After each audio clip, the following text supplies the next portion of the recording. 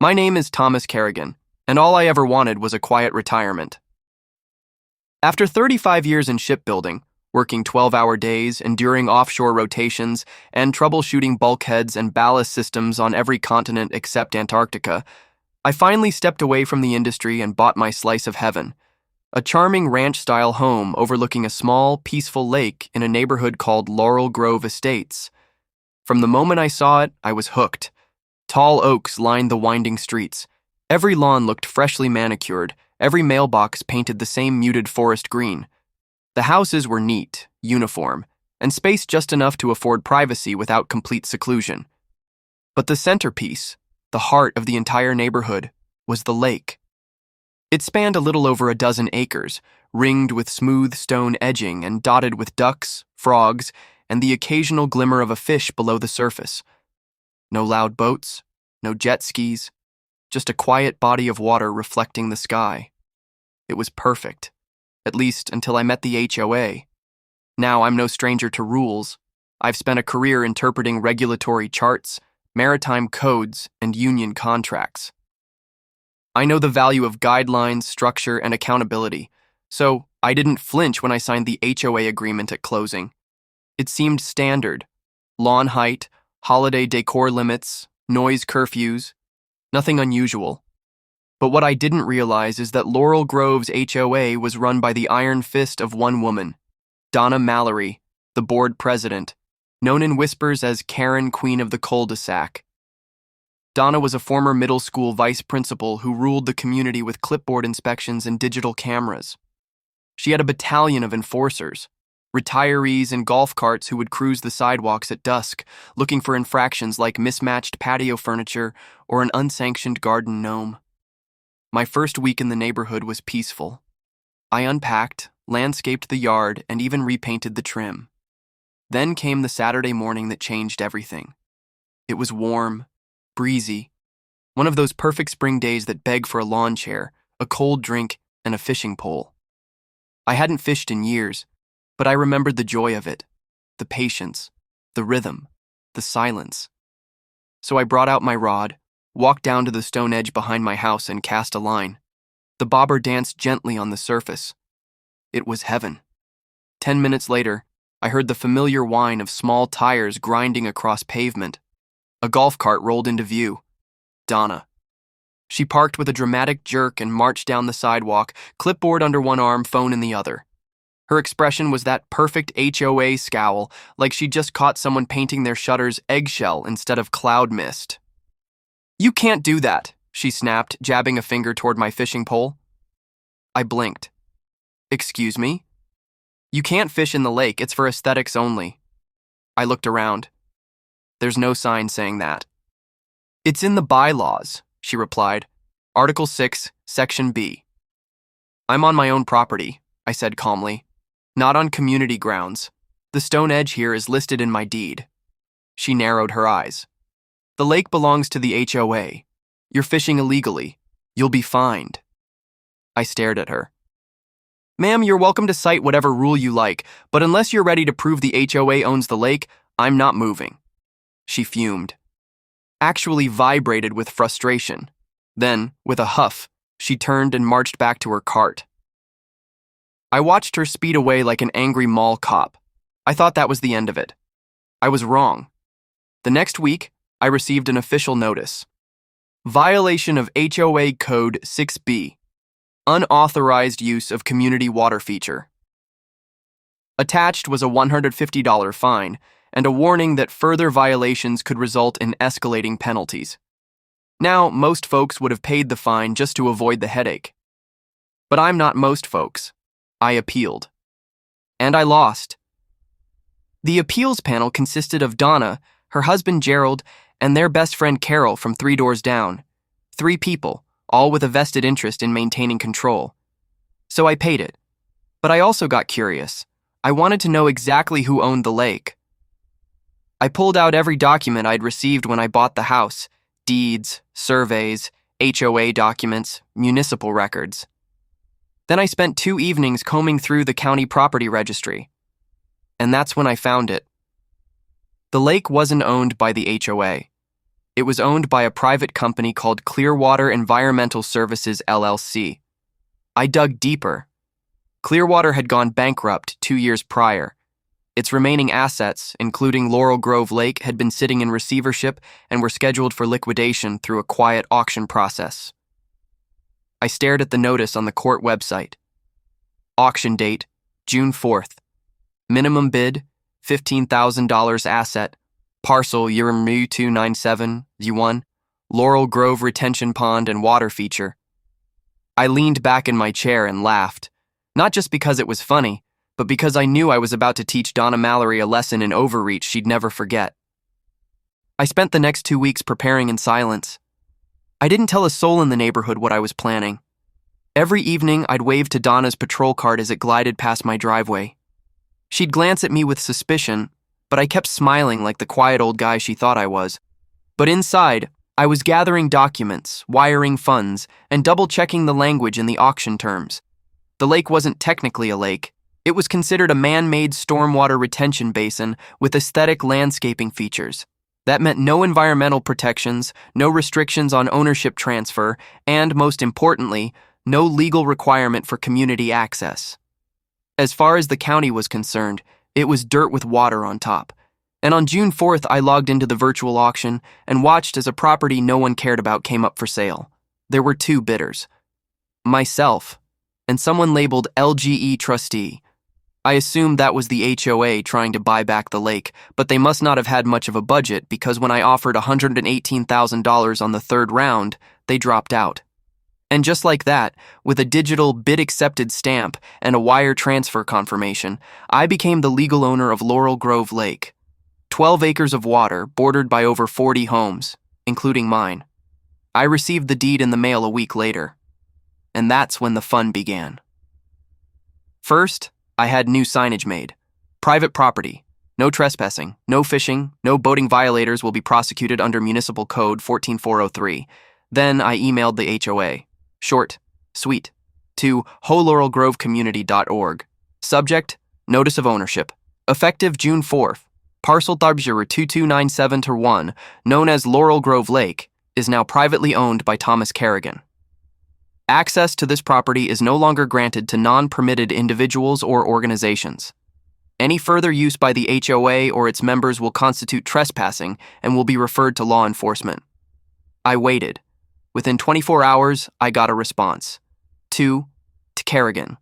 From Donna Mallerie. Subject, urgent, lake issue. This must be a misunderstanding. The lake is HOA property. Our landscape contracts include lake maintenance and aquatic trimming. We have events planned for the lakefront this summer. Please contact us immediately. I replied with a PDF of the deed. No response. 2 days later, Donna showed up at my door. I answered holding a cup of coffee and a smile.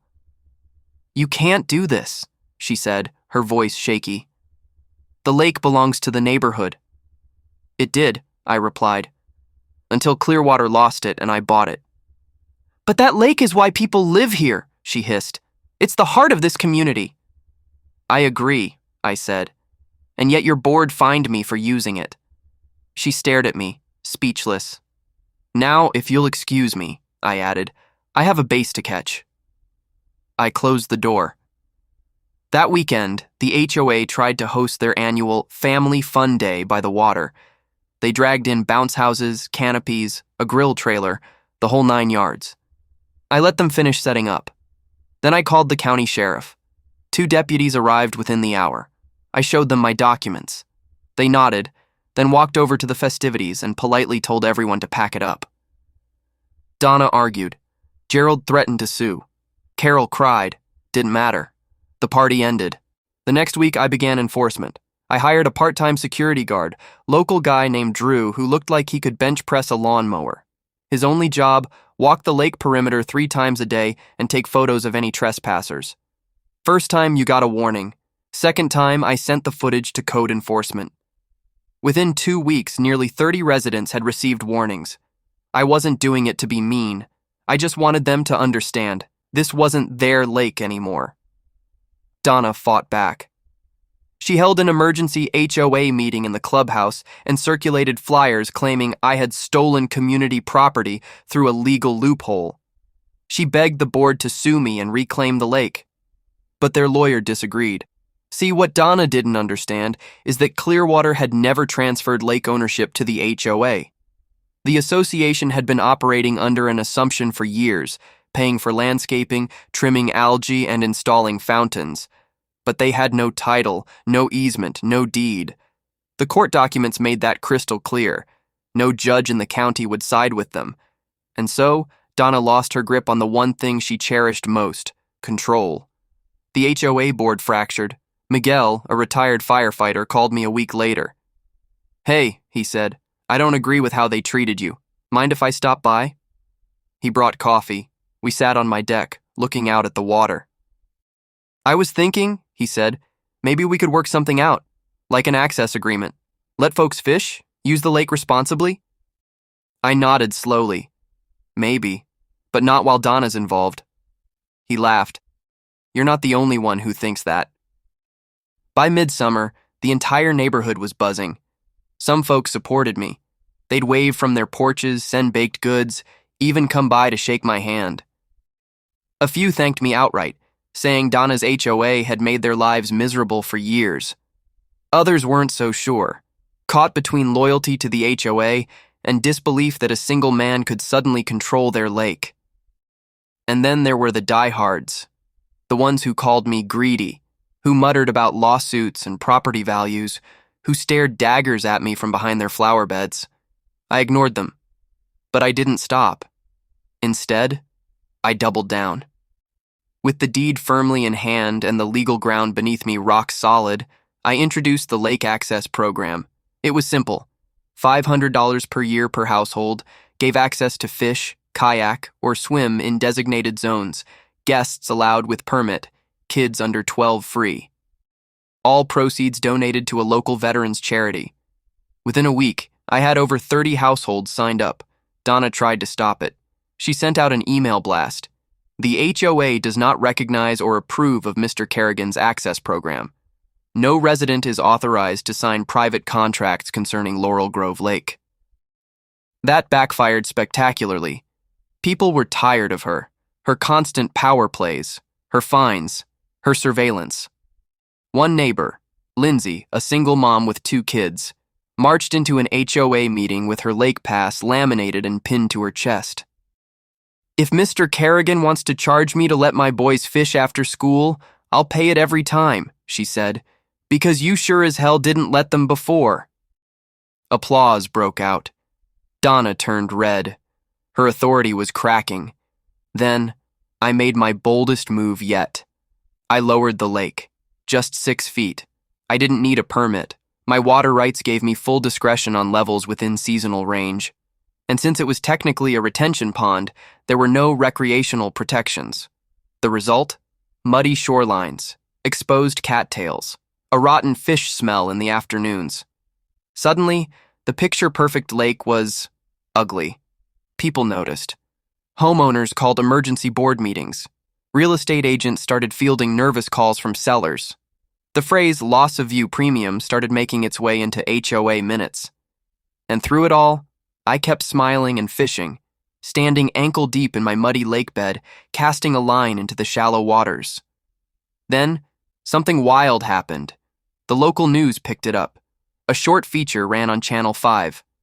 "Man buys neighborhood lake after HOA fines him for fishing." They showed drone footage of the lake, clips from my yard, and even a snippet of Donna yelling on her doorstep. "He's destroying the community." I declined to speak on camera, but my phone buzzed for days. People from other neighborhoods emailed me asking how they could do the same. One guy from across town even offered to buy half the lake from me so he could put in a floating dock. I politely declined. Donna tried one final power move, a lawsuit. She filed a civil claim stating that my manipulation of the lake caused property distress to bordering homes and violated the reasonable enjoyment clause of the HOA charter. Her lawyer looked tired in court. Mine looked amused. The judge read the deed, the parcel maps, and the state waterway statute. Case dismissed in 15 minutes. Donna was ordered to pay legal fees, $11,233. 2 weeks later, she resigned. The newsletter just said, Donna Mallerie has stepped down as president. We thank her for her years of service. No one clapped. Miguel was voted in unanimously. The first thing he did? Come to my dock with a cooler full of beer. You did it, he said, cracking open a can. I didn't want a war, I replied. I just wanted to fish. He laughed. Well, you won one anyway. We sat on the dock for an hour, saying little, just watching the water, my water, lap against the rocks. Fall rolled in slowly that year. The trees around Laurel Grove burned gold and red. The morning air carried a bite. The lake shimmered under the changing light, shallow but calm, silent but full of story. One quiet morning in October, I found an envelope on my porch. No return address, just my name, handwritten on the front in neat, careful script. Inside was a card, cream-colored, plain.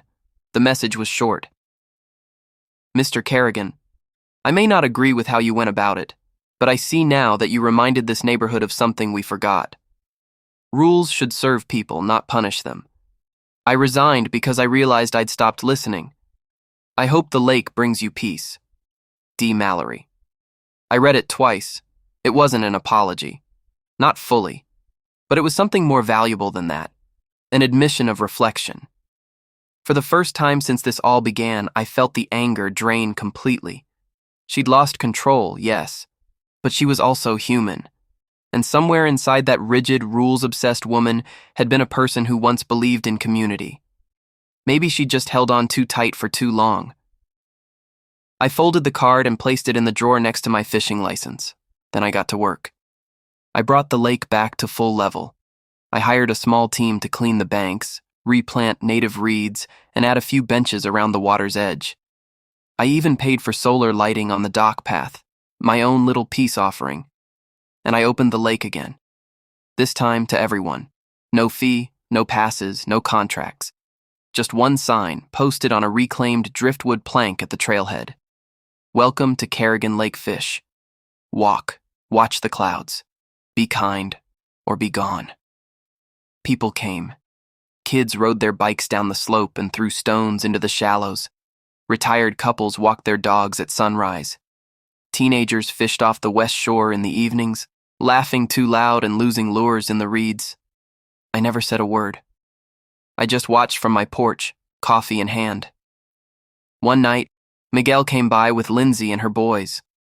We grilled hot dogs by the water and told stories. I heard you turned down a developer who wanted to build floating condos, he said. I nodded. Said they'd pay double what I spent. He raised an eyebrow. So why not sell? I looked out across the lake, now glass still under the moonlight. Because peace isn't for sale, I said, and neither is a good fishing spot. We toasted to that.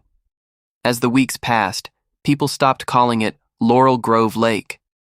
They started calling it Kerrigan Lake. The name stuck, not out of ego, but out of respect.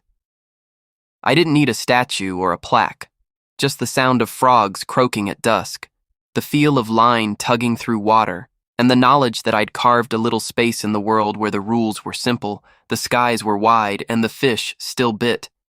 And that sometimes the best way to win isn't to yell or fight or burn it all down.